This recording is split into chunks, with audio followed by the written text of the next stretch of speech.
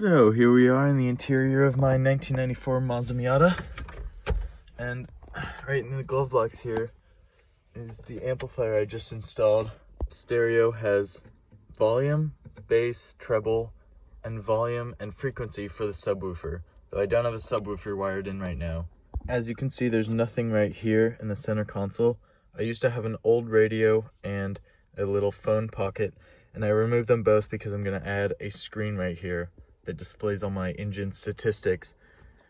This being a 2-channel amplifier means that it only has a right and a left channel for the audio, and this one is actually a 2.1 channel amp, which means that it has right, left, and a subwoofer. So now I'll get into some of the details of the install. Basically, what I did was I took out the stock radio, and it was originally wired. It had a bunch of wires plugged into a wiring harness. I snipped these wires. I looked at the wiring diagram on the radio in order to determine which wires were which. As you can see, starting back here, we have the wiring loom that comes behind the dash. From here is the headrest or rear speaker wires and the door speakers. Also, it has the dimmers, a positive for the battery, and an accessory wire, and this one is called remote. So it has a bunch of random wires. Really what I ended up using was just a few wires. So I don't know if you can see, but those 4 wires right there, those gray and white ones, those are the positive and negatives for the right and left speakers. And then here's the accessory power, so it means it turns on when you turn the key just 2 clicks, so you don't have to start the engine to listen to music. As well as here's my negative terminal, which comes from the back of the amp and plugs in. I've got it screwed onto the chassis right there where the old negative for the radio was. Now the way that I mounted this in is by using 2 3D printed pegs. So I designed these pegs in a very simple 3D modeling software, and they're designed to fit within this gap on the top between the 2 panels.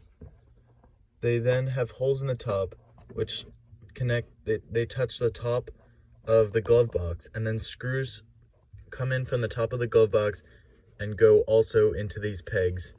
That holds the amp in place.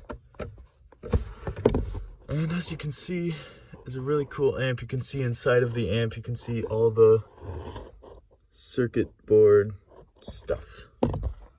So it's now been about a week since I installed this amp in the glove box, and as you can see, it's still here. I'm still using the glove box, and it's still solid, does not move around, and I've been really enjoying it. It sounds a lot better with the speakers, better than I had a radio and I had one of those FM broadcasters in the cigarette lighter, and this just sounds so much better than that. Works way better, and the stock radio was really ugly, so now I just have this very aesthetically pleasing hole.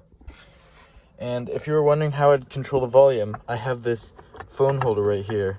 You can make these with cup holders in them, but I didn't like the look of that, so I decided to delete them. And what you do is you lay your phone here, and then as you're driving, you can go from the shifter and just hit the volumes right there.